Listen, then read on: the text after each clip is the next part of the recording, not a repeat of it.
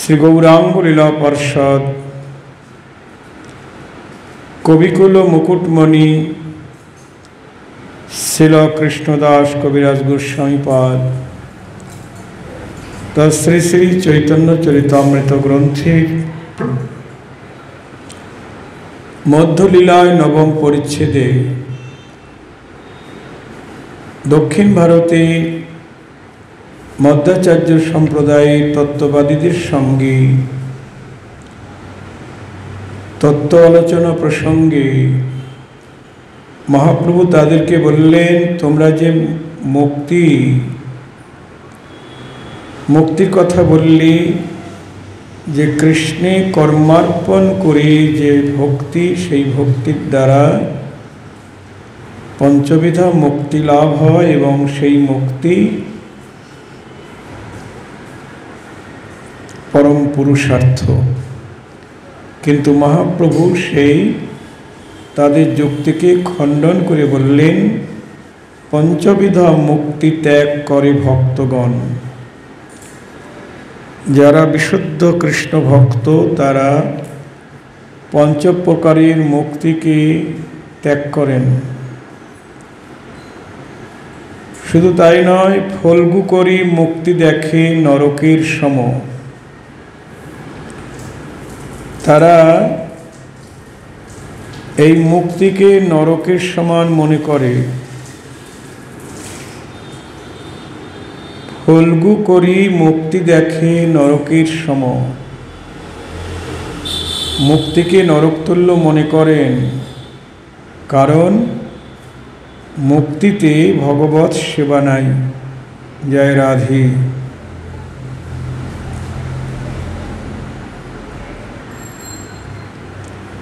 শ্রীমদ্ ভাগবত বলছেন, যো দুস্থ জান ক্ষিতি সুত স্বজনার্থ দারান পার্থাং শ্রিয়ং সুরবরৈ সদয়াবলোক্যম নৈচ্ছন নৃপস্তদুচিতম মহতাং মধুর্পিত সেবানুরক্ত মনসাম ভবপি ফল্গু।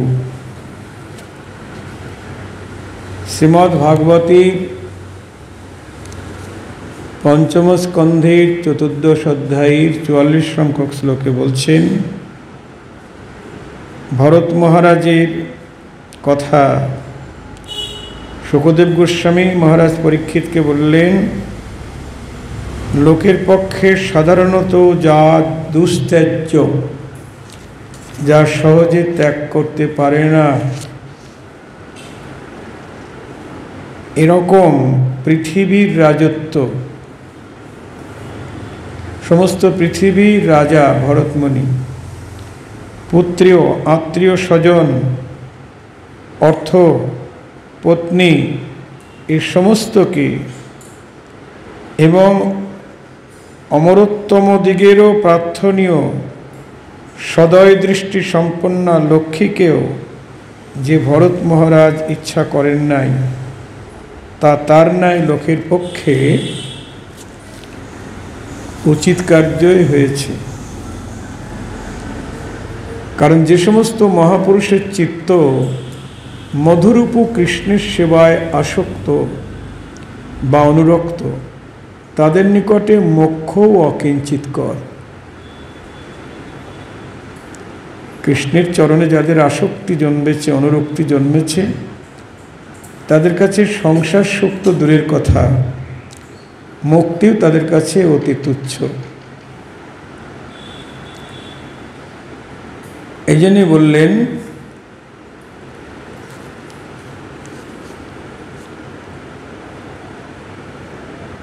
কর্ম মুক্তি দুই বস্তু ত্যাজে ভক্তগণ সন্ন্যাসী দেখি আমা করহ বঞ্চন। মহাপ্রভু ভাগবতের আরেকটি শ্লোক উদ্ধৃত করেছেন এখানে, যে নারায়ণ পরা সর্বে ন কুতশ্চন বিভ্যতি স্বর্গাপ বর্গ নরকৈস্যপি তুল্যার্থদর্শিন। বলছেন, নারায়ণের ভক্তগণ কোথা থেকে কি ভয় পায় না, যেহেতু তারা স্বর্গ মুক্তি নরককে সমান মনে করে। বলছেন স্বর্গ মুক্তি নরককে সমান মনে করে, নরকের সমান মনে করে। জয় রাধি। ভাবা যায়? এটা ভাগবতের ৬ষ্ঠ স্কন্ধের ১৭ অধ্যায়ের ২৮ সংখ্যক শ্লোক। এখানে দৃষ্টান্ত দিয়েছেন মহারাজ চিত্রকেতু অনন্তদেবের কৃপায় অতুল ঐশ্বর্য প্রাপ্ত হয়ে আকাশপথে বিচরণ করতে করতে একদিন দেখলেন মুনিদিগের সভায় তাদের পার্বতীকে, মহাদেব পার্বতীকে নিজের অঙ্কে মানে নিজের কোলে স্থাপন করে হস্ত দ্বারা আলিঙ্গন করে বসে আছেন। জয় রাধে। মুনিদিগের সভায় মহাদেব পার্বতীকে কোলে নিয়ে তাকে আলিঙ্গন করে বসে আছেন দেখে চিত্রকেতু ক্ষণকাল দাঁড়ালেন, মানে শূন্য পথে রথে করে যাচ্ছেন। মহাদেবের প্রতি উপহাস বাক্য প্রয়োগ করে বলেছিলেন, প্রাকৃত মানুষও যে আচরণে লজ্জাবোধ করে, লোকগুরু এবং ধর্মরক্ষা স্বয়ং মহাদেব মণিদিগের সবাই কী রূপে এটা করছেন। জয় রাধে। শুনে গম্ভীর চিত্ত মহাদেব এবং মুনিগণ তুষ্টিম ভাব অবলম্বন করলেন, কোনো কথা বললেন না। কিন্তু জগজ্জননী পার্বতী বিদ্যাধর চিত্রকেতুর বাক্য সহ্য করতে না পেরে তার প্রতি রুষ্ট হয়ে অসুরজনী প্রাপ্ত হওয়ার নিমিত্ত চিত্রকেতুকে অভিসম্পাদ দিলেন। জয় রাধে। চিত্রকেতু জানতেন পার্বতীর অভিশাপ অব্যর্থ, তথাপি কিন্তু অভিসম্পাদ শুনে চিত্রকেতু কিঞ্চিন মাত্র বিচলিত হলেন না। তিনি তৎক্ষণাৎ বিমান হতে নেমে নতমস্তকে পার্বতীকে বললেন, মা, তোমার অভিসম্পাত আমি অঞ্জলি দ্বারা গ্রহণ করিতেছি। নিতাই গৌর হরি বল। আমার কর্মফল আমাকে ভোগ করতেই হবে। এই সংসার মায়াময় গুণসমূহের প্রবাহ স্বরূপ। এতে শাপই বা কি, অনুগ্রহই বা কি, সুখই বা কি, দুঃখই বা কি, স্বর্গই বা কি, আর নরকই বা কি, সবই সমান গুণপ্রবাহ। জয় রাধে। কি বলছেন চিত্রকেতু, কি বলছেন? যে এই সংসার মায়াময় গুণসমূহের প্রবাহ, সত্তরজতম গুণের দ্বারা মানুষ কি হচ্ছে না, এ গুণের প্রভাবে তারা পাপ করছে। বলছেন এতে শাপই বা কি, অনুগ্রহই বা কি, দুঃখই বা কি, আবার সুখই বা কি, স্বর্গই বা কি, আর নরকই বা কি, সবই সমান। মা, তুমি যে আমাকে অভিসম্পাদ দিয়েছ, সেই শাপ মোচনের জন্যে আমি তোমাকে অনুরোধ করছি না। জয় রাধে। কিন্তু আমি যা বলছি তা বস্তুত সাধু হলেও তুমি যে তাকে অসাধু বলে মনে করছো,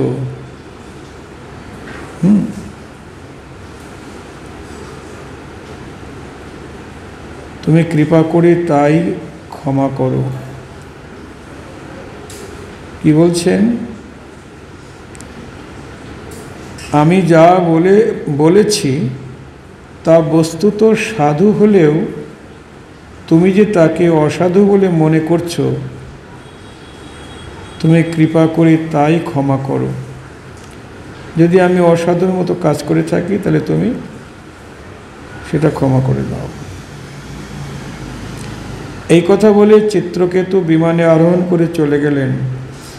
তারপর সমস্ত মণিগণের সমক্ষেই সভাস্থলে পার্বতীকে সম্বোধন করে মহাদেব বললেন, দেবী, অদ্ভুত কর্মা ভগবান হরির দাসানুদাসগণ কিরূপ নিস্পৃহ তা তুমি একবার বিবেচনা করো।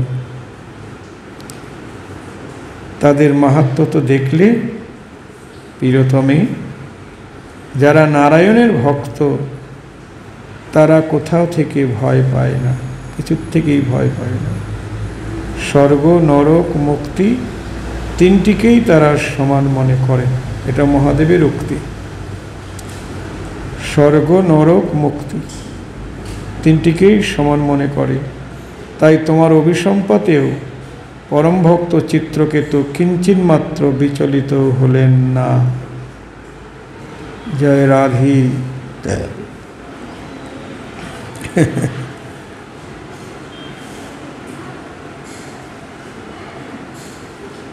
এই জন্য তো নরোত্তম ঠাকুর বলছেন, পাপে না করিও মন অধম সে পাপীজন, ইহ মন দূরে পরিহরি, পুণ্য যে সুখের ধাম তার না লইও নাম, পুণ্য মুক্তি দুই ত্যাগ করি। পাপ তো করবেই না, পুণ্যও করবে না, মুক্তিও চাইবে না। কেমন কথা হলো? পাপ নয় খারাপ কাজ, সেটা করব না, পুণ্যও করব না, না। কারণ পুণ্যের ফল স্বর্গ, তার না লইও নাম, তার নামও মুখে এলো না। জয় রাধে। পুণ্য যে সুখের ধাম তার না লইও নাম, পুণ্য মুক্তি দুই ত্যাগ করি। মুক্তিকেও ত্যাগ করো, পুণ্যকেও ত্যাগ করো। জয় রাধে। তাহলে আমরা কি করব? পাপও করব না, পুণ্যও করব না, ধর্মও করব না, অধর্মও করব না। তাহলে কোনটা করব? কালকে বলা হয়েছিল না, ধর্মকর্ম সব ত্যাগ করো, কর্মত্যাগ। আবার কৃষ্ণ বলছেন সর্বধর্মান পরিত্যাজ্য। তাই ধর্ম করব না, কর্ম করব না, পাপ করব না, পুণ্য করব না,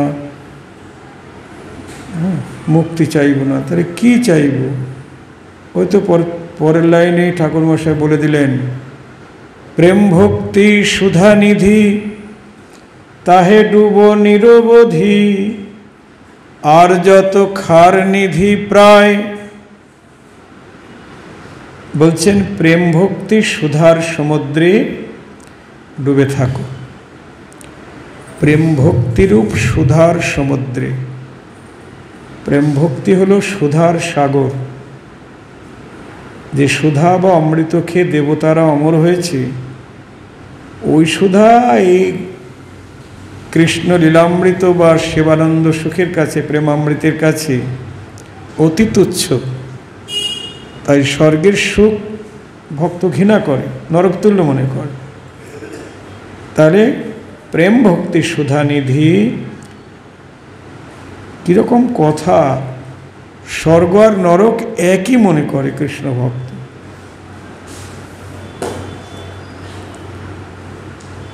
আমরা এই জগতের অজ্ঞানন্ধ জীব, সেই স্বর্গে যেতে চাই। লিখছি, বাবা মা মারা গেলে লিখে দিচ্ছি স্বর্গীয় মাতা পিতা অমক। আর আমরাও স্বর্গে যাওয়ার জন্য নানা রকম পুণ্যকর্ম করছি।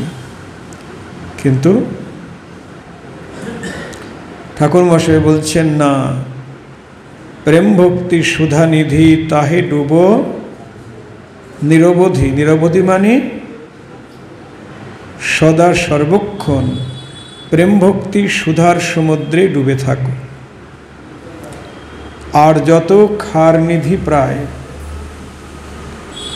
প্রেম ভক্তি ছাড়া যারা অন্যান্য মার্গে ছোটাছুটি করছে, কর্মকাণ্ড জ্ঞানকাণ্ড সব কি? কর্মকাণ্ড জ্ঞানকাণ্ড সকলই বিষের ভাণ্ড। কিন্তু এই নিয়ে তো মানুষ বেশি ছোটাছুটি করছে। বিভিন্ন প্রকার দেব দেবতার আরাধনা, এই নিয়েই তো ছোটাছুটি। নিরাকার নির্বিশেষ ব্রহ্মবাদীগণ ছোটাছুটি করছে বিভিন্ন মার্গে। ঠাকুরমশাই বলছেন, আর যত খার নিধি যারা প্রেম ভক্তির আরাধনাকে বাদ দিয়ে অন্য পথে চলছে, তারা খারের সমুদ্রে ডুবেছে। বিষের ভাণ্ড, জ্ঞানকাণ্ড কর্মকাণ্ড সকলই বিষের ভাণ্ড, অমৃত বলিয়া যে বা খায়, নানাজনই ভ্রমণ করে কদর্য ভক্ষণ করে, তার জন্ম অধঃপথে যায়। তাহলে প্রেম ভক্তি সুধার সমুদ্রে ডুবে থাকতে হবে। মহাপ্রভু আরো বলছেন কি, কর্মমুক্তি দুই বস্তু ত্যাজে ভক্তগণ। এই দেখুন, মহাপ্রভু আরো বলছেন কর্ম এবং মুক্তি দুটি কৃষ্ণ ভক্ত ত্যাগ করেন।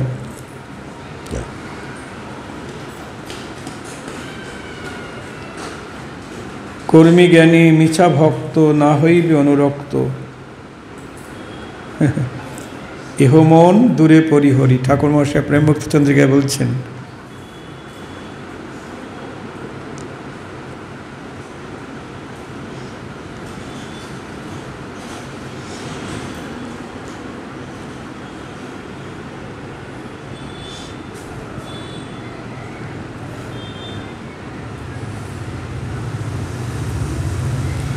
মহাপ্রভুর স্বভাবসুলভ দৈন্য প্রকাশ করি তত্ত্ববাদে আচার্যদের মর্যাদা রক্ষার উদ্দেশ্যে বললেন, আচার্য, ভক্তগণ কর্ম এবং মুক্তি এই দুটি বস্তুকেই পরিত্যাগ করে চলেন। তুমিও তা জানো এবং তুমিও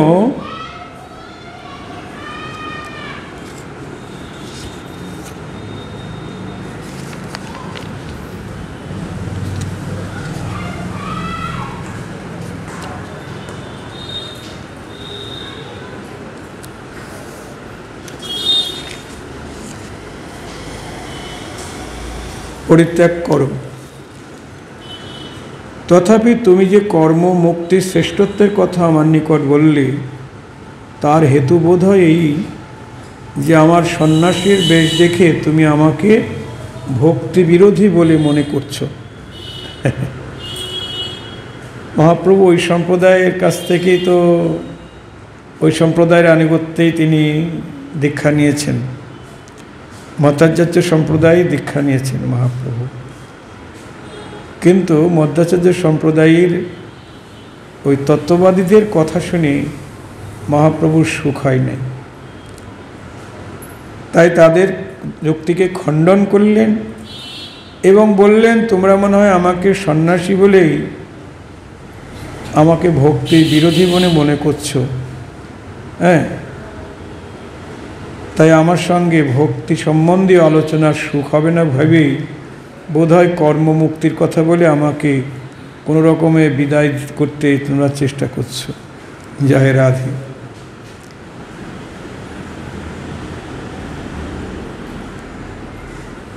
ভক্তগণ সাধন হিসাবে কর্মকে এবং সাধ্য হিসাবে মুক্তিকে পরিত্যাগ করেন।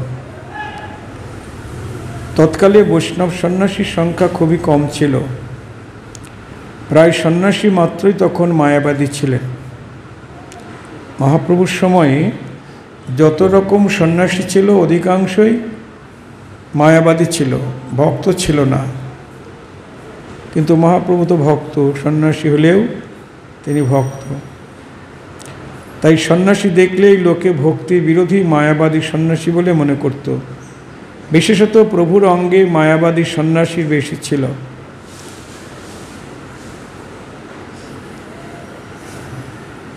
এই তো বৈষ্ণবের নহে সাধ্য সাধন, সেই দুই স্থাপতমি সাধ্য সাধন। শুনি তত্ত্বাচার্য হইলা অন্তরে লজ্জিত, প্রভুর বৈষ্ণবতা দেখি হইলা বিস্মিত। তখন তত্ত্ববাদী আচার্য তিনি একটু লজ্জিত হলেন যে প্রভুর বৈষ্ণবতা দেখে বিস্মিত হলেন। আচার্য কহে, তুমি যেই কহো সেই সত্য হয়, সর্বশাস্ত্রে বৈষ্ণবের এই সুনিশ্চয়। তখন মহাপ্রভুর কথা আচার্য মেনে নিলেন যে তুমি যেটা বলছো এটাই সর্বশাস্ত্রের সিদ্ধান্ত।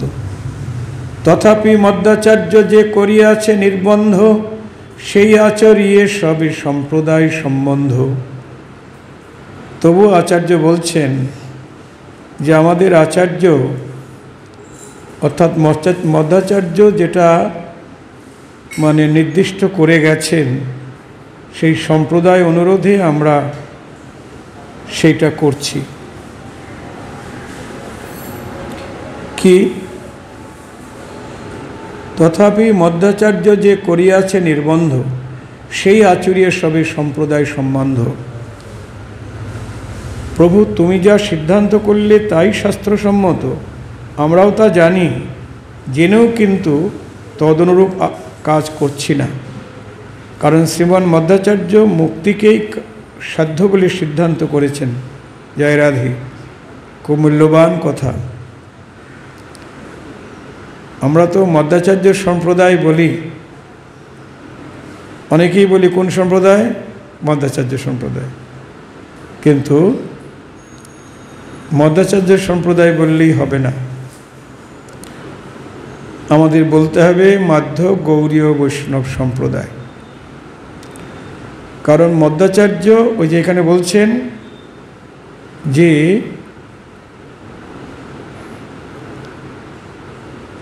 মধ্বাচার্য মুক্তিকেই সাধ্য বলে সিদ্ধান্ত করেছেন এবং কৃষ্ণে কর্মর্পণকেই তার সাধন বলে গিয়েছেন। আমরাও মাধ্য সম্প্রদায় বলি, সম্প্রদায় অনুরোধে তার সিদ্ধান্তের অনুরূপ আচরণই করে থাকি। জয় রাধে। এই জন্য বর্তমান আচার্যগণ আবার মাধ্য কথাটাও না বলে শুধু গৌড়ীয় সম্প্রদায়ই বলেন। জয় রাধে। গৌড়ীয় সম্প্রদায় কেন বলেন না? গৌড়ীয় সম্প্রদায়ের প্রতিষ্ঠাতা হলেন স্বয়ং মহাপ্রভু।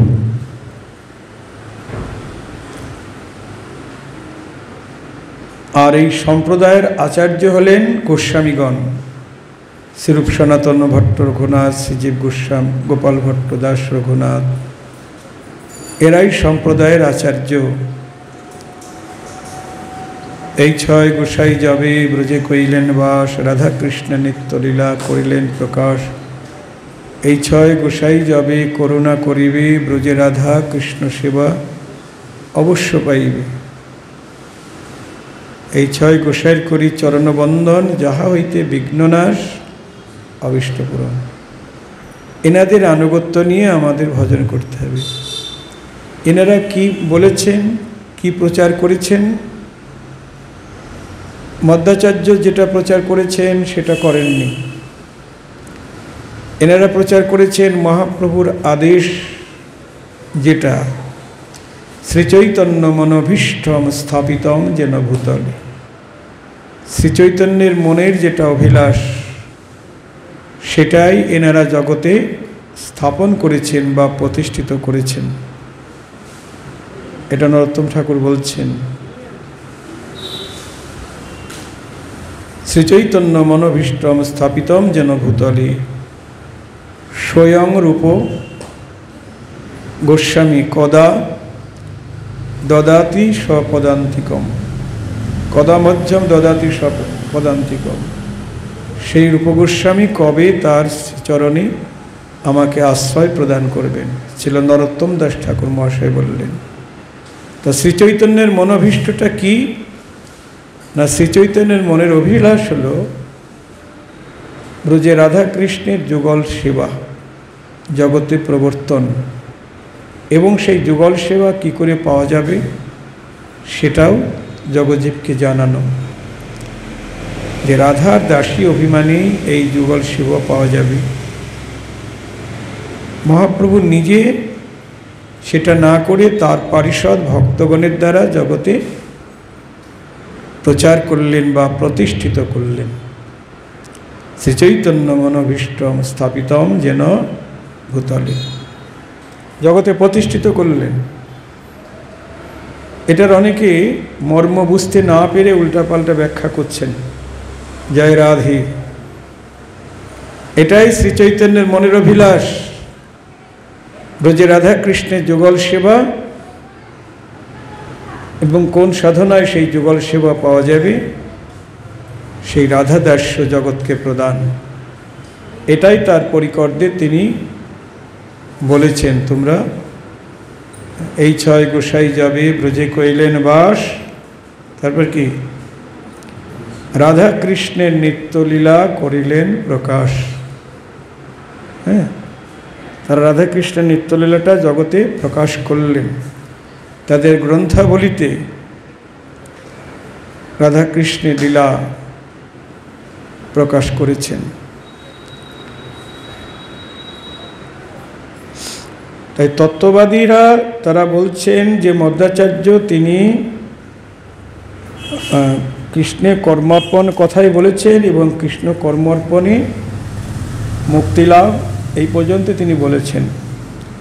এই জন্য সম্প্রদায় অনুরোধে আমরা সে আচরণই করে থাকি।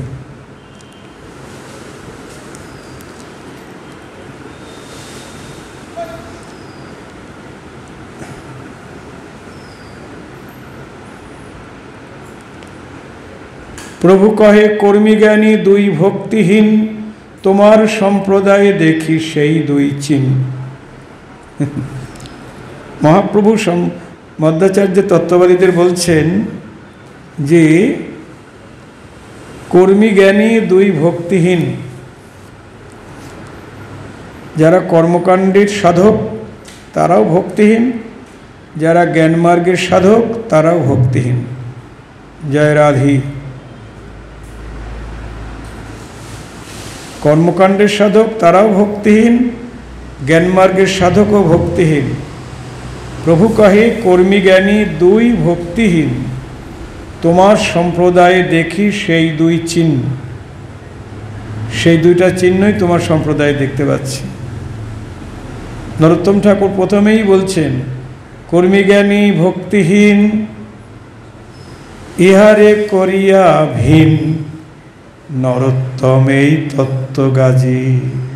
দেখেছে, সমস্ত শাস্ত্রের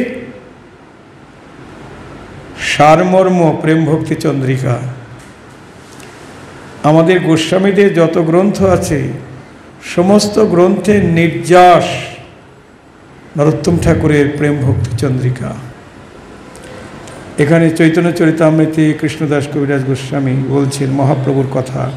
প্রভু কহে কর্মী জ্ঞানী 2 ভক্তিহীন, তোমার সম্প্রদায়ে দেখি সেই 2 চিহ্ন। তোমরা সেই কর্মকাণ্ড জ্ঞানকাণ্ড নিয়ে মেতে আছো। প্রভু তত্ত্ববাদীদিগকে কর্মী জ্ঞানী বলেছেন, এর হতেও বোধ হয় তত্ত্ববাদীগণ কর্মকেই সাধন বলে গ্রহণ করেন, তাই প্রভু তাদিগকে কর্মী বলেছেন। আর তত্ত্ববাদীগণ পঞ্চবিধা মুক্তিকেই সাধ্য বলে মনে করেন। পঞ্চবিধা মুক্তির অন্তর্গত যে সাযুজ্য মুক্তি তা একমাত্র জ্ঞানীদেরই, অর্থাৎ অদ্বৈতবাদী জ্ঞানমার্গের সাধকদেরই অভীষ্ট। তত্ত্ববাদীদেরও তা অন্যতম অভীষ্ট বলে প্রভু তাদিগকে জ্ঞানী বলেছেন। সর্বদর্শন সংগ্রহী মধ্বাচার্যের উপদিষ্ট ভজন সম্বন্ধে এরূপ পাওয়া যায় যে ভজনং দশবিধম বাচা সত্যং হিতং প্রিয়ং শ্রদ্ধায় কায়েন দানং পরিত্রাণং রক্ষণম মনসা দয়া স্পৃহা শ্রদ্ধা চেতি ঐত্রৈক্যং নিষ্পদ্য নারায়ণী সমর্পণম ভজনম। মধ্বাচার্য বলেছেন ভজন 10 প্রকার। সত্য, হিত ও প্রিয় কথন এবং শাস্ত্রানুশীলন, এই 4টি বাচিক ভজন। আর দয়া স্পৃহা শ্রদ্ধা এই 3টি মানসিক ভজন। দান পরিত্রাণ ও পরিরক্ষণ এই 3টি কায়িক ভজন। এর এক একটি সম্পাদন করে নারায়ণে সমর্পণ করাকেই ভজন বলে। এ স্থলে ভগবানের কর্ম অর্পণ রূপ ভজনের কথাই পাওয়া যায়। মধ্বাচার্যের মতে বিষ্ণুর প্রতি তার প্রীতি জন্মে, যার প্রীতি জন্মে তার আর জন্মান্তর হয় না। তিনি বৈকুণ্ঠবাসী হয়ে সারূপ্য সালোক্য সামীপ্য শাস্তি চতুর্বিধ মুক্তি লাভ করে অনির্বচনীয় সুখ ভোগ করে থাকেন। হ্যাঁ, স্থলে সারূপ্যাদি চতুর্বিধ মুক্তি মধ্বাচার্যের মতে সাধ্য বলে জানা যায়। সাধুজ্য মুক্তি মধ্বাচার্যের অনুমোদিত নয়।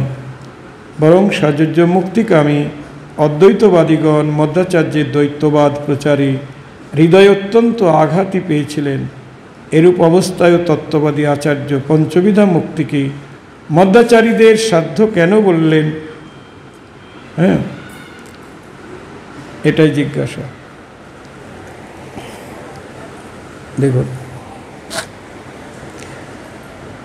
তাহলে মধ্বাচার্য সম্প্রদায় আমরা বলছি বটে, যেহেতু মহাপ্রভু মধ্বাচার্য মতে ওই সম্প্রদায়ের আনুগত্য স্বীকার করেছেন, কিন্তু মহাপ্রভু ওই সম্প্রদায়ের আনুগত্যে দীক্ষা গ্রহণ করলেও তিনি প্রচার করেছেন প্রেম ভক্তির, ব্রজে রাধাকৃষ্ণের যুগল ভজনের কথা বলেছেন। এটাই মহাপ্রভুর মহাদান, যেটা বিদগ্ধ মাধব নাটকে বলা আছে, চৈতন্য চরিতামৃতেও উল্লেখ আছে। অনর্পিত চরিং চিরাত করুণায় অবতীর্ণ কলৌ সমর্পয়িতুমুন্নতোজ্জ্বল রসাং সভক্তি শ্রিয়ম হরিপুরাট সুন্দরদ্যুতি কদম্ব সন্দীপিত সদা হৃদয় কন্দরে স্ফুরতু বসচিনন্দন। রূপগোস্বামীপাদ বলছেন, অনর্পিত চরিং চিরাত, যা বহুকাল যাবৎ অর্পণ করা হয় নাই। বহুকাল বলতে 1 বছর 2 বছর না 1 যুগ না, অষ্টাবিংশ চারি যুগে, মানে 28টা চারি যুগ।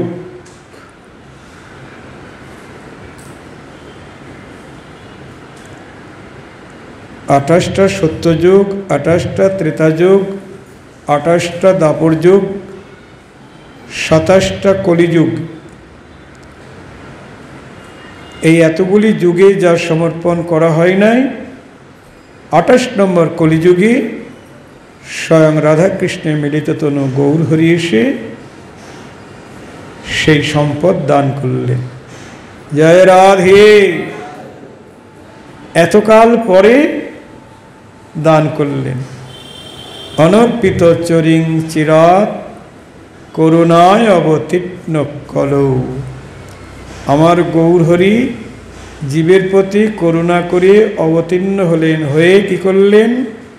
সমর্পয়িতুম, সমর্পণ করলেন কি? উন্নত উজ্জ্বল রসাং সভক্তি শ্রিয়ম। উন্নত উজ্জ্বল রস, শুধু উজ্জ্বল রস বললেই তো হতো না, উন্নত উজ্জ্বল রস। এটা হলো রাধা দাস্য, রাধার দাসী অভিমানী রাধাকৃষ্ণের যুগল সেবা লাভ। উন্নত উজ্জ্বল রসাং সভক্তি শ্রিয়ম।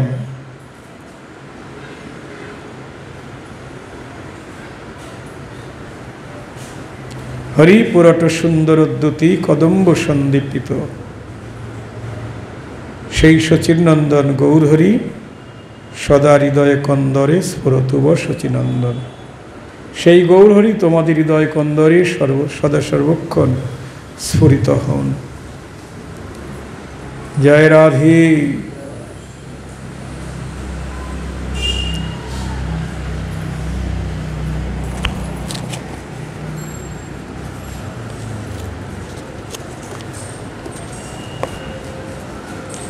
প্রভু কহে কর্মী জ্ঞানী দুই ভক্তিহীন, তোমার সম্প্রদায় দেখি সেই দুই চিন। সবে এক গুণ দেখি তোমার সম্প্রদায়, সত্য বিগ্রহ করি ঈশ্বরে করহ নিশ্চয়। তোমাদের সম্প্রদায়ে একটি গুণ দেখছি, সেটা কি না, বিগ্রহকে তোমরা সত্য করে মানছ। মানে কৃষ্ণের বিগ্রহকে তোমরা ঈশ্বর সাকার এটা বিশ্বাস করছ। এই মতো তার গর্বে ঘরে গর্বচূর্ণ করি, ফল্গু তীর্থে তবে চলি আইলা গৌর হরি। তাদের সকলের গর্ভকে চূর্ণ করে মহাপ্রভু এবার ফল্গুতীর্থে আসলেন।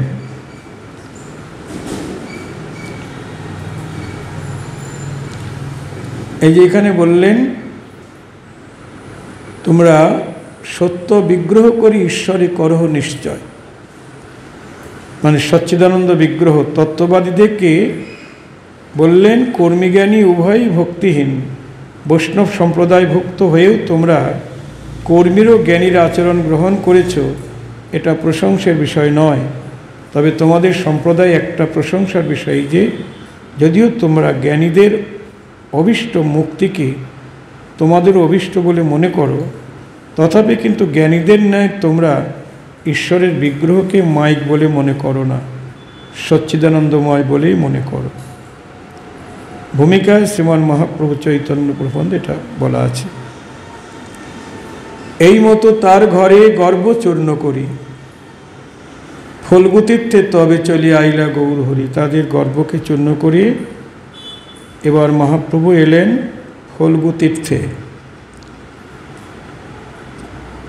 ত্রিতকূপ বিশালার করিদর্শন, পঞ্চঅপ্সরা তীর্থ আইলা সচির নন্দন। মানে দক্ষিণ ভারতে বহু তীর্থ বা দেবালয়, এক এক জায়গায় আসছেন প্রভু, সেখান থেকে আর এক জায়গায় আসছেন, প্রণাম করছেন। গোকর্ণ শিব দেখি আইলা দৈপায়ন, সুপারক তীর্থে আইলা ন্যাসী শিরোমণি। কোলাপুরে লক্ষ্মী দেখি ক্ষীর ভগবতী, লাঙ্গা গণেশ দেখি চূড়া ভগবতী। তথা হইতে পাণ্ডুপুর আইলা গৌরচন্দ্র, বিঠ্ঠল ঠাকুর দেখি পাইলা আনন্দ। এত সব দর্শন করেও খুব একটা আনন্দ পাচ্ছে না।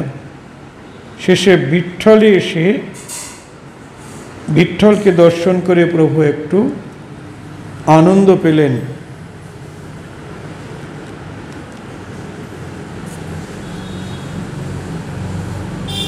মানে বিষ্ণুর বিগ্রহ।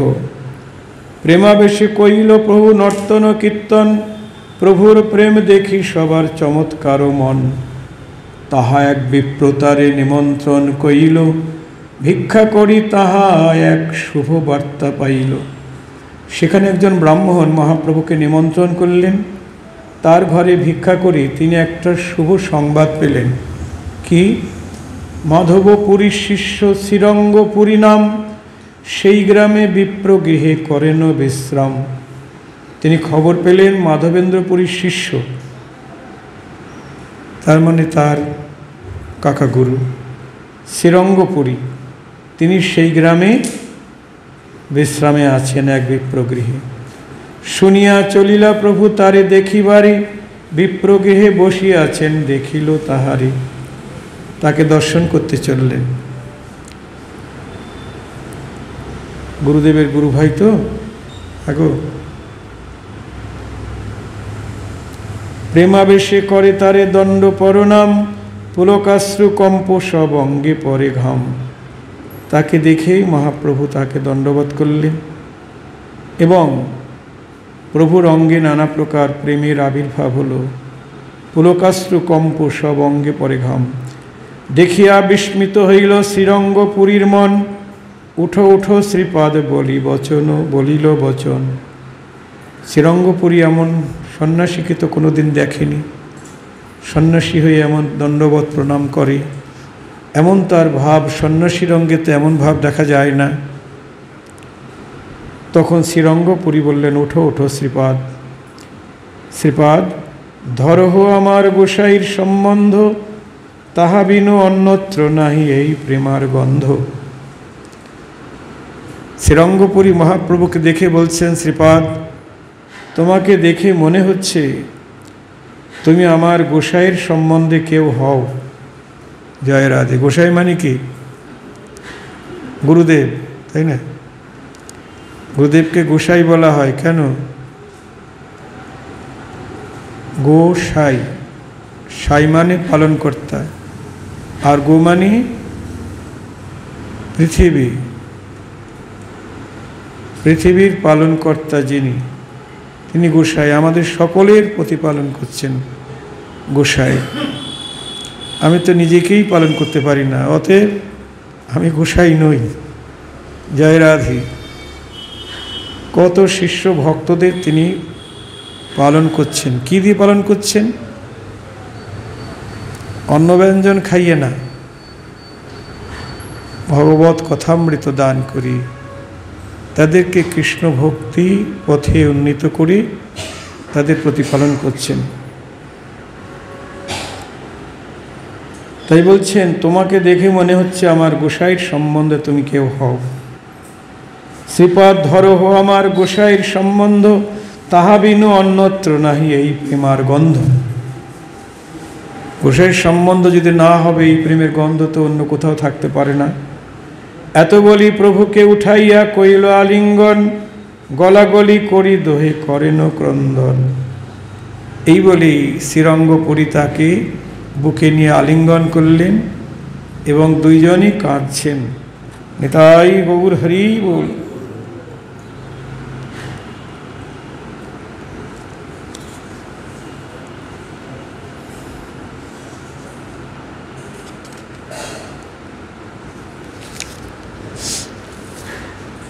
ক্ষণেকে আবেশ ছাড়ি দোহার ধৈর্য হইল, ঈশ্বর পুরীর সম্বন্ধ প্রভু জানাইল। তখন মহাপ্রভু বললেন নিজের পরিচয়, যে মাধবেন্দ্র পুরীর শিষ্য, ঈশ্বরপুরী আমার গুরুদেব। নিতাই গৌর হরি বল। দুইজনে কৃষ্ণ কথা কহে রাত্রি দিনে, এই মতো গোয়াইল ৫-৭ দিনে। কৌতুকে পুরী তারে পুছিল জন্মস্থান, গোসাই কৌতুকে নিল নবদ্বীপ নাম। শ্রীরঙ্গপুরী জিজ্ঞাসা করলেন, কোথায় জন্ম তোমার? বললেন, আমার জন্ম নবদ্বীপে। নিতাই গৌর হরি বল। শ্রীমাধব পুরীর সঙ্গে শ্রীরঙ্গপুরী, পূর্বে আসিয়াছিল নদিয়া নগরী। পূর্বে মাধবেন্দ্র পুরীর সঙ্গে শ্রীরঙ্গপুরী নদিয়ায় এসেছিলেন। জগন্নাথ মিশ্র ঘরে ভিক্ষা যে করিল, অপূর্ব মোচার ঘণ্ট তাহা যে খাইল। এবং এই জগন্নাথ মিশ্রের ঘরে এসে মোচা ঘণ্ট খেয়েছিলেন শ্রীরঙ্গপুরী, সেটা বলে দিচ্ছেন। জগন্নাথের ব্রাহ্মণী মহাপতিব্রতা, বাৎসল্য হয় তেহ যেন জগন্মাতা। নবদ্বীপে সেই যে জগন্নাথ মিশ্রের ঘরণী পতিব্রতা, তিনি যেন জগন্মাতা। রন্ধনে নিপুণা নাহি তার সম ত্রিভুবনে, পুত্র সম স্নেহে করাই সন্ন্যাসী ভোজনে। আমাদেরকে যেন পুত্রের সম স্নেহ করে ভোজন করিয়েছিলেন। তার এক পুত্র যজ্ঞ করিয়া সন্ন্যাস, শঙ্করারণ্য নাম তার অল্প বয়স। শুনেছি যে তার এক পুত্র যজ্ঞ সন্ন্যাস করে তিনি চলে গেছেন অল্প বয়সে, এবং শঙ্করারণ্য নাম ধরেছেন, মানে বিশ্বরূপের কথা বলছেন আর কি। এই তীর্থে শঙ্করারণ্যের সিদ্ধিপ্রাপ্ত হইল, মানে এই পাণ্ডুপুরেই তিনি দেহত্যাগ করেন। প্রস্তাবে শ্রীরঙ্গপুরী এতে কহিল, প্রভু কহে পূর্বাশ্রমে তেহ মোর ভ্রাতা, জগন্নাথ মিশ্র মোর পূর্বাশ্রমে পিতা। নিতাই গৌর হরি বল। প্রভু বললেন, সেই শঙ্করারণ্যই আমার জ্যেষ্ঠ ভ্রাতা, আর যে জগন্নাথ মিশ্রের কথা বললেন তিনি আমার পিতা। এই মতো দুইজনে ইষ্ট গোষ্ঠী করি, দ্বারকা দেখিতে চলিলা শ্রীরঙ্গপুরী। ৩-৪ দিনচারি প্রভুকে তাহা রাখিল ব্রাহ্মণ, ভীমরথী স্নান করে বিঠ্ঠল দর্শন।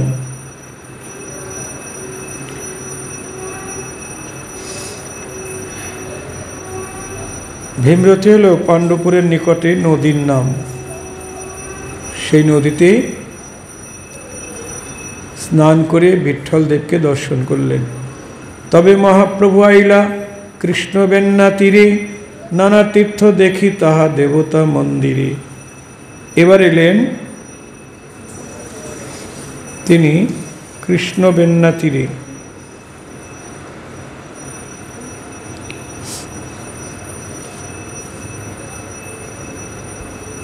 ব্রাহ্মণ সমাজ সব বৈষ্ণব চরিত, বৈষ্ণব সকল পরে কৃষ্ণ কর্ণামৃত। এবং এই কৃষ্ণবেন্না নদীর তীরে সমস্ত দেবতার মন্দির, এখানে ব্রাহ্মণরা সব বৈষ্ণব এবং সবাই কৃষ্ণ কর্ণামৃত পাঠ করেন। কর্ণামৃত শুনি প্রভুর আনন্দ হইল, আগ্রহ করিয়া পুঁথি লেখাইয়া নিল। এই কৃষ্ণ কর্ণামৃত কে লিখেছেন? বিল্বমঙ্গল ঠাকুর, জয় রাধে, যার চরিত কথা আমরা অনেকেই জানি। ব্রাহ্মণের ছেলে, কিন্তু চিন্তামণি বেশ্যাতে তিনি আসক্ত ছিলেন। ওই কৃষ্ণবেন্না নদীর ওপারে সেই চিন্তামণি থাকত। তা পিতার শ্রাদ্ধ কাজ করেছে, সেদিনও সে চিন্তামণির কথা বলতে পারেনি। প্রচণ্ড ঝড় বৃষ্টি তুফান হচ্ছে, তিনি যাবেনই সেখানে। গিয়ে থাকে, নৌকা টৌকা তো কিছু নেই, একটা মৃতদেহ ভেসে যাচ্ছে। ভাবছে চিন্তামণি আমার জন্য ভেলা পাঠিয়ে দিয়েছে। সেই মৃতদেহকে ভেলা মনে করে ওইটা ধরে পার হয়েছে নদী। পার হয়ে চিন্তামণির বাড়ি প্রাচীর ঘেরা, ভেতরে ঢুকবে কি করে, রাত্রি হয়ে গেছে। তখন একটি সর্প, ভিতর দিকে মাথা আর বাইরের দিকে লেজ ঝুলছে। ভাবছে চিন্তামণি আমার জন্য দড়ি দিয়ে দিয়েছে এখানে। ওই লেজ ধরে উঠেছে, সর্প তো ভিতরে নিয়ে তাকে ফেলল। প্রচণ্ড শব্দ পেয়ে চিন্তামণির দাসী তাকে পাঠিয়ে দিল, দেখতো কি শব্দ হলো। গিয়ে দেখে ওই ব্যক্তি গায়ে দুর্গন্ধ, মৃতদেহ আশ্রয় করে এসেছেন। আচ্ছা, তুমি এই সময়? বলছে হ্যাঁ, চিন্তামণি আমার জন্য ভেলা পাঠিয়ে দিয়েছিল। কি করে আসলে? কেন ভেলা পাঠিয়ে দিয়েছিল? ভেলা কোথায়? ভেলা ওই যে নদীর কিনারে আছে। গায়ে দুর্গন্ধ দেখে বুঝতে পারলেন ভেলা মানেই মৃতদেহ। ভিতরে কি করে ঢুকলো? ওই যে একটা রজ্জু ছিল, ওইটা ধরলাম, তারপরে বেয়ে উঠলাম উপরে। তারপর দেখি ভীষণ এক অজগর। যখন চিন্তামণির কাছে নিয়ে যাওয়া হলো, চিন্তামণি তাকে স্নান টান করিয়ে তাকে বললেন যে আমি একজন পতিতা, আমার প্রতি তোমার এত আসক্তি, নিজের পিতার শ্রাদ্ধের দিনেও তুমি আমাকে ভুলতে পারোনি, আমার প্রতি এত আসক্তি তোমার। এরকম আসক্তি যদি তোমার কৃষ্ণের প্রতি হতো, এতদিন তুমি ভগবানের চরণ প্রাপ্ত হয়ে যেতে। নিতাই গৌর হরি বল। তাকে তিরস্কার করলেন চিন্তামণি, চলে যাও এখান থেকে, চলে যাও,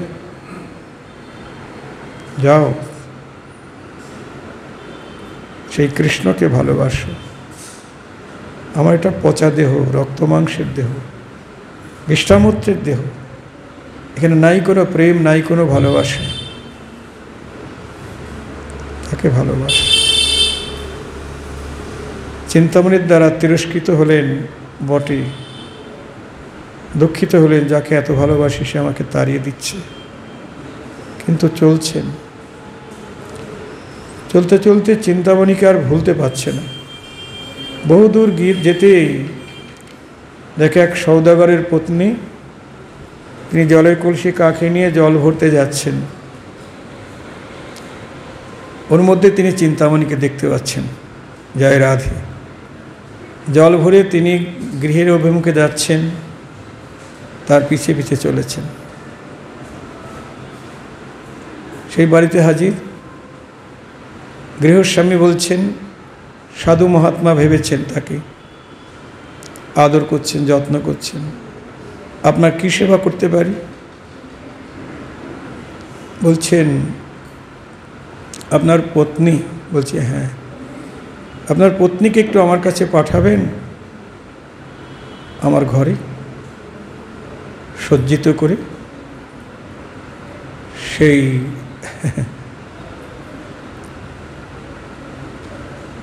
বণিক খুব ধর্মপরায়ণ। ঠিক আছে, পত্নীকে বলে যাও। তাকে ভালো করে দেখলেন বিল্বমঙ্গল, দেখে বললেন, তোমার মাথার খোপার মধ্যে একটা কি দেখতে পাচ্ছি, কাঁটার মতো। আগেকার দিকের মায়েরা তো এগুলি ব্যবহার করতেন, কাঁটা দেয়া হতো। ওই একটা আমার দরকার, এটা দিয়ে কী করবেন? ওইটা আমার খুব দরকার। ওইটা নিয়ে দুই চোখ অন্ধ করে দিলেন। যে নয়নে সুদর্শন হয় না, কেবল কুদর্শন হয়, সে নয়ন থাকার চেয়ে না থাকাই ভালো। তিনি জনমের মতো অন্ধ হয়ে গেলেন। এবার তার ভজনের সুযোগ এসে গেল, অন্ধ হয়ে কাঁদছেন।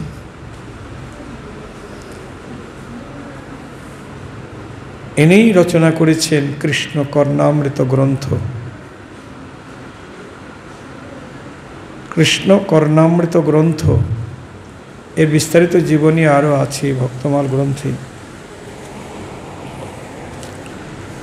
কৃষ্ণবন্যা, সেই কৃষ্ণবন্যা নদীতে মহাপ্রভু স্নান করলেন।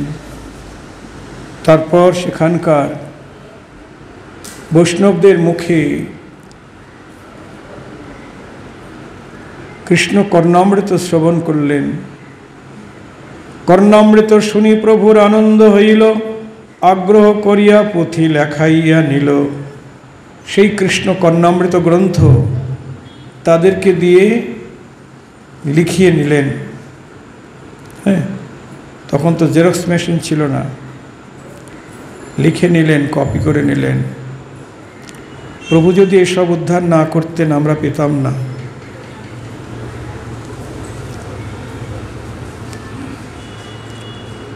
কর্ণামৃত সমবস্তু নাহি ত্রিভুবানী, যাহা হইতে হয় শুদ্ধ কৃষ্ণ প্রেম জ্ঞানী। সৌন্দর্য মাধুর্য কৃষ্ণ লীলারও অবধি, সে জানে যে কর্ণামৃত পরে নিরবধি।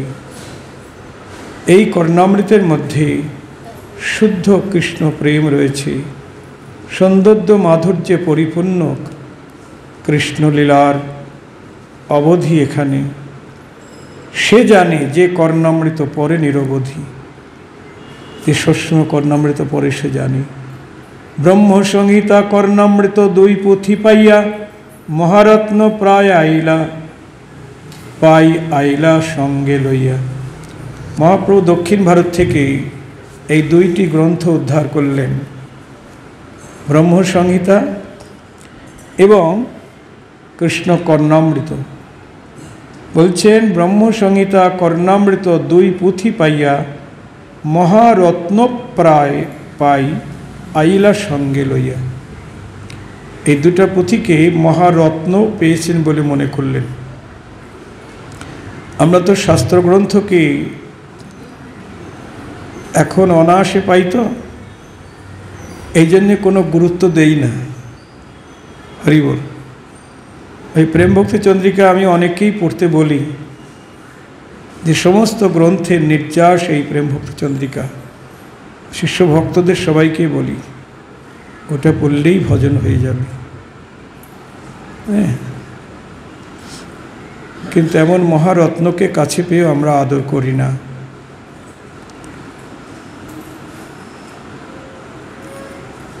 তাপি স্নান করিয়া এলা মাহিষ্মতিপুরে, নানা তীর্থ দেখে তাহা নর্মদার তীরে।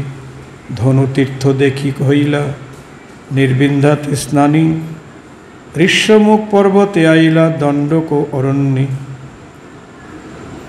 সপ্ততাল বৃক্ষ তাহা কানন ভিতর, অতি বৃদ্ধ অতি স্থূল অতি উচ্চতর। সপ্ততাল দেখি প্রভু আলিঙ্গন কইল, সশরীরে সপ্ততাল বৈকুণ্ঠে চলিল। শূন্যস্থান দেখি লোকের হইল চমৎকার, লোকে কহে এ সন্ন্যাসী রাম অবতার। মানে প্রভু সপ্ততাল দর্শন করলেন। 7টি তাল বৃক্ষ, প্রভু 7টি তাল গাছকে আলিঙ্গন করা মাত্রই তাল গাছগুলি অন্তর্হিত হইল, তারা সশরীর বৈকুণ্ঠে চলে গেল। জয় রাধে।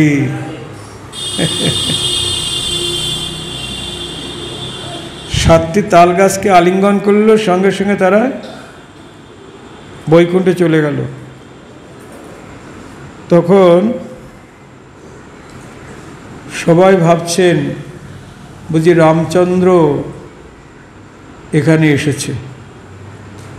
তাল বৃক্ষ সশরীরে চলে গেল বৈকুণ্ঠে।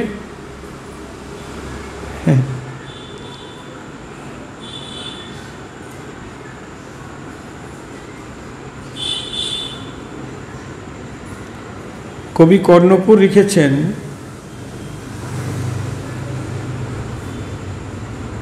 শূন্যস্থান দেখি লোকের হইল চমৎকার, লোক কহে এ সন্ন্যাসী রাম অবতার। ওই সন্ন্যাসী আর কেউ নয়, স্বয়ং রামচন্দ্রই এসেছেন। হ্যাঁ, সশরীরে গেল তাল বৈকুণ্ঠ ধাম, ওইসে শক্তি কার হয় বিনা এক রাম। একমাত্র রাম ছাড়া এমন শক্তি আর কারো হতে পারে না। রামচন্দ্র বনবাস উপলক্ষে যখন দণ্ডকারণ্যে এসেছিলেন, তখন তিনি বাণের দ্বারা 7টি তাল গাছকে ভেদ করেছিলেন। রামায়ণের কিষ্কিন্ধা কাণ্ডে 11 সর্গে এটা বর্ণিত আছে। আর সেই তাল গাছ আজ উদ্ধার হয়ে গেল মহাপ্রভুর পরশে। প্রভু আসি কইলা পম্পা সরোবরে স্নান, পঞ্চবটী আসি তাহা করিলা বিশ্রাম। নেশিক ত্রম্বক দেখি গেলা ব্রহ্মগিরি, কুশাবর্তে আইলা যাহা জন্মিলা গোদাবরী। সপ্ত গোদাবরী দেখি তীর্থ বহুতর, পুনরপি আইলা প্রভু বিদ্যানগর। রামানন্দ রায় শুনি প্রভুর আগমন, আনন্দে আসিয়া কইল প্রভুরে মিলন। জয় রাধে। দক্ষিণ ভারত ভ্রমণ করিয়া আবার গোদাবরীতে তটে রামানন্দের সঙ্গে এসে মিলিত হলেন। দণ্ডবৎ হইয়া পরে চরণে ধরিয়া, আলিঙ্গন কইল প্রভু তারেই উঠাইয়া। রামানন্দ দেখেই প্রভুকে দণ্ডবৎ করলেন, প্রভু তাকে বুকে তুলে নিলেন। দুইজন প্রেমাবেশে করয়ে ক্রন্দন, প্রেমাবেশে শিথিল হইল দুজনার মন। কতক্ষণে দুইজন সুস্থির হইয়া, নানা ইষ্ট গোষ্ঠী করে একত্র বসিয়া। তীর্থযাত্রা কথা প্রভু সকল কহিলা, কর্ণামৃত ব্রহ্ম সংহিতা 2 পুঁথি দিলা। প্রভু কহে তুমি যেই সিদ্ধান্ত কহিলে, এই 2 পুঁথি সেই সব সাক্ষী দিলে। মহাপ্রভু বললেন, রামানন্দ তুমি যে সিদ্ধান্তের কথা বলেছিলে, এই 2 গ্রন্থে আমি সেগুলি পেলাম। জয় রাধে। এটাই তার প্রমাণ। রায়ের আনন্দ হইল পুস্তক পাইয়া, প্রভু সহ আশ্বা দিল রাখিল লিখিয়া। গোসাই আইলা গ্রামে হইল কোলাহল, গোসাই দেখিতে লোক আইলা সকল। লোক দেখি রামানন্দ গেলা নিজ ঘরে, মধ্যাহ্নে উঠিয়া প্রভু ভিক্ষা করিবারে। রাত্রিকালে রায় পুনঃ কইল আগমন, 2 জন কৃষ্ণ কথায় করে জাগরণ। 2 জনই কৃষ্ণ কথা হয় রাত্রি দিনী, পরম আনন্দে গেল 5-7 দিনই। রামানন্দের সঙ্গে পুনর্মিলন হলো এবং কৃষ্ণ কথায় দিন রাত্রি কেটে যাচ্ছে। 5-7 দিন কেটে গেল, 2 জনেরই পরম আনন্দ। রামানন্দ কহে গোসাই তোমার আজ্ঞা পাইয়া, রাজাকে লিখিলাম আমি মিনতি করিয়া।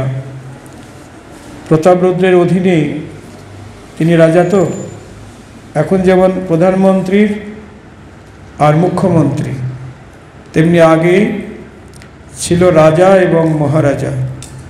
মহারাজার অধীনে রাজাগণ থাকতেন। তাই প্রতাপরুদ্র হল দক্ষিণ মহারাজ, আর বিদ্যানগরের রাজা হলেন রায় রামানন্দ। তা রামানন্দ বলছেন, রামানন্দ কহে গোসাই তোমার আজ্ঞা পাইয়া রাজাকে লিখিল আমি বিনতি করিয়া, রাজাকে আমি পত্র লিখেছি। রাজা মোরে আজ্ঞা দিলা নীলাচল যাইতে, চলিবার শয্যা আমি লাগিয়াছি করিতে। রাজা আমাকে বলেছে, হ্যাঁ তুমি নীলাচলে চলে এসো। আমিও যাবার জন্য প্রস্তুতি নিয়েছি। প্রভু কহে, এথা মোর এ নিমিত্ত আগমন, তোমা লইয়া নীলাচলে করিব গমন। মহাপ্রভু বলছেন, এই জন্যই তো আমি তোমার কাছে এসেছি, তোমাকে নিয়ে আমি নীলাচল যাব। রায় কহে, প্রভু আগে চলো নীলাচল, মোর সঙ্গে হাতি ঘোড়া সৈন্য কোলাহল। রামানন্দ বলছেন, প্রভু তুমি আগে নীলাচলে চলো, আমার সঙ্গে তো অনেক হাতি ঘোড়া সৈন্য কোলাহল। দিন দশে ইহা সব করি সমাধান, তোমার পাছে পাছে আমি করিব প্রয়াণ।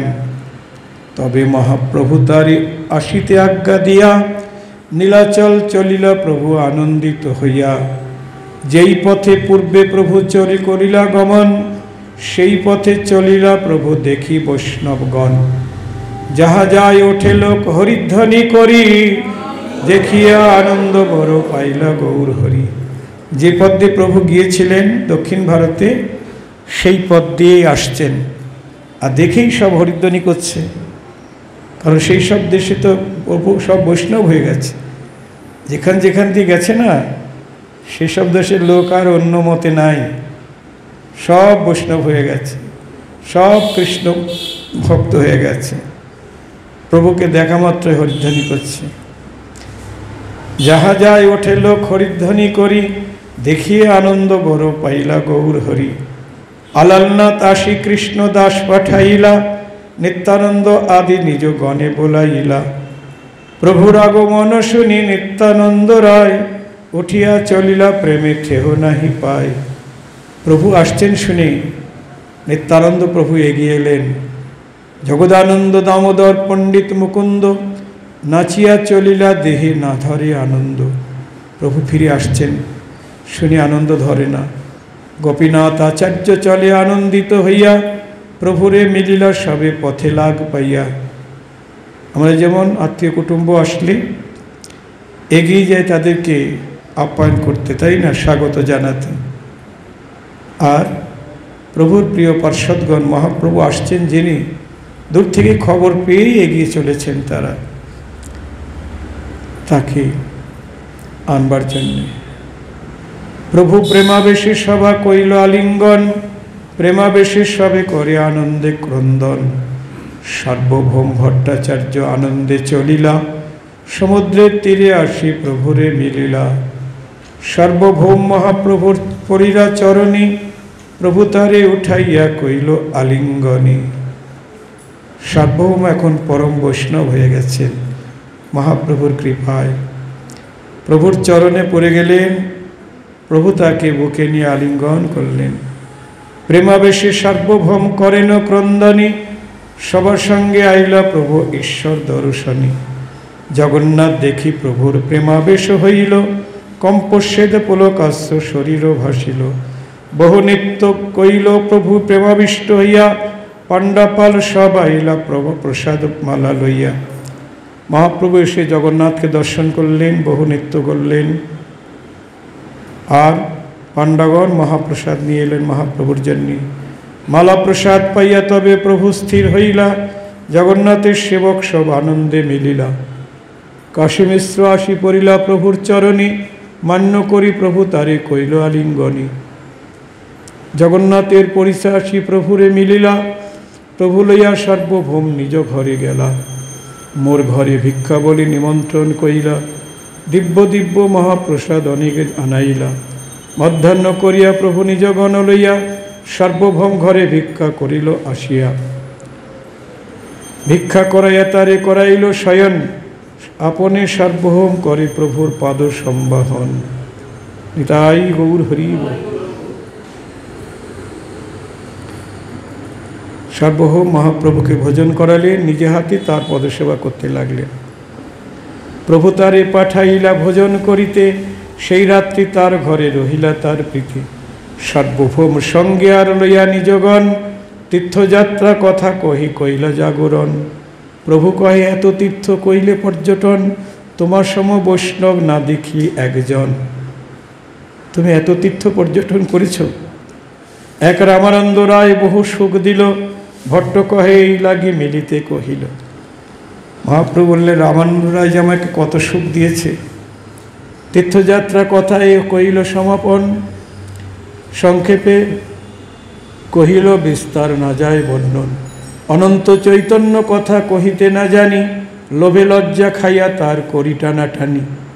প্রভুর তীর্থযাত্রা কথা শুনে যেই জন, চৈতন্য চরণে পায় গাঢ় প্রেম ধন। মহাপ্রভুর তীর্থযাত্রা যারা শ্রবণ করে, চৈতন্য চরণে তাদের গাঢ় প্রেম ভক্তি লাভ হয়। চৈতন্য চরিত্র শুনো শ্রদ্ধা ভক্তি করি, মাৎসর্য ছাড়িয়া মুখে বলো হরি হরি।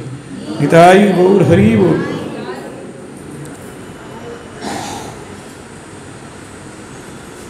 এই কলিকালে আর নাহি অন্য ধর্ম, বৈষ্ণব বৈষ্ণব শাস্ত্র এই কহে মর্ম। অন্য ধর্ম নাই, বৈষ্ণব আর বৈষ্ণব শাস্ত্র এই ধর্ম। চৈতন্য চন্দ্রের লীলা অগাধ গম্ভীর, প্রবেশ করিতে নারী স্পর্শী রহিত তীর। চৈতন্য চরিত শ্রদ্ধায় শুনে যেই জন, যতেক বিচারে তত পায় প্রেম ধন। চৈতন্য চরিত যত বিচার করবে ততই প্রেম পাবে। শ্রীরূপ রঘুনাথ পদে যারো আস, চৈতন্য চরিতামৃত কহে কৃষ্ণদাস।